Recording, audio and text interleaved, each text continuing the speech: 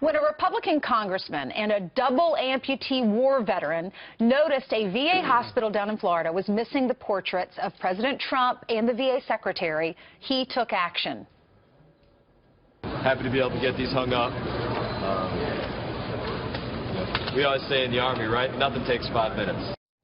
But shortly after those pictures were taken down, after they were put up, they were deemed inappropriate. You believe that? Florida Congressman and Army vet Mast joins us from our nation's capital, Statuary Hall. Congressman, good morning to you. Good morning. Good morning. How are you doing today? Doing okay.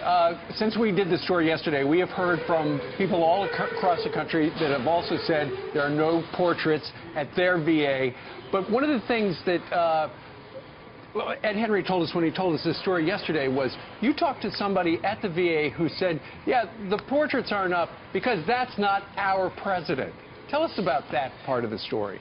And that was what really struck me about this. It's what really got me involved is my office started receiving numerous reports from veterans who had gone to the VA and just in passing were asking about where are the portraits of the president, of the secretary of the VA, and they were told a gamut of different things, mostly negative, from, well, maybe we'll get them up in 8 or 9 months, to people saying he's not my president, to things that were much more vulgar than that.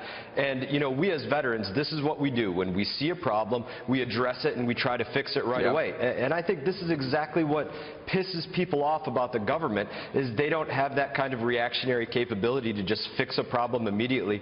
And here we say they made an even bigger problem out of the situation. So do you think part of this, Congressman, is the fact that the president's going to bat for guys like you and women like you that fight for the country, but the administration's the one under attack with his words, and there's going to be the pressure to revamp and reform? Absolutely. There's absolutely a political end to this. You know, you can look at VAs across the country. There are VA unions that campaigned heavily against President Trump. The VA union in my own VA hospital that we're talking about right now, you can go on their Facebook page, see the things that they put up against President Trump. Absolutely, this plays a role in it. And the reality is the VA does not belong to the employees. The VA belongs to the veterans. You know what struck me is that this is a president who's fighting for the VA.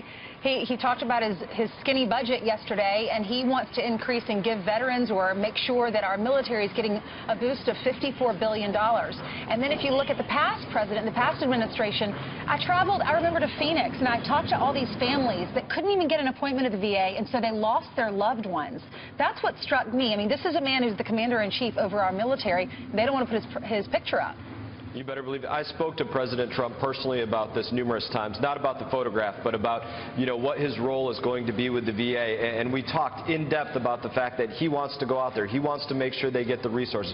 He wants to make sure that they find a way to be responsive to veterans' needs, because that's really who veterans are. Like we said, when they see an issue, they fix it on the battlefield immediately. And that's probably one of the biggest divides that exists between veterans and the VA is they don't get that same kind of quick action care that they deliver on the battlefield. Well, you took quick action. You tried to deliver. You had heard that there were no portraits of the VA secretary and the president, so you went, you put them up on the wall there, and we did have some images that we showed where you, there you are posing right next to it. But then shortly thereafter, the VA took them down because, according to their statement, they were not the official photographs from the central office. That is a bunch of BS, Congressman. That is absolutely hiding behind a piece of administrative jargon just to take the pictures down. They could have said these pictures are a placeholder until we get better ones. The reality was these were pictures that were taken directly off the White House website, directly off the VA website. Every veteran left there thinking that they had done a good thing, that they had a small win, that they worked together with the VA, and they ended up coming away that night feeling as though they were stabbed in the back by those people that were at the VA because they went behind their back and took the pictures down after something good had happened. But it's not just happening in Florida, it's all across the country. Congressman, it's happening all across the country. They're not putting the pictures up, and there should be hell to pay for that. If you're a veteran in there, take the picture of the empty wall, the empty frame, and let us know, and we'll continue to put pressure on them. Congressman, I bet if you were down in West Palm Beach right now, you'd go back today with another portrait, wouldn't you?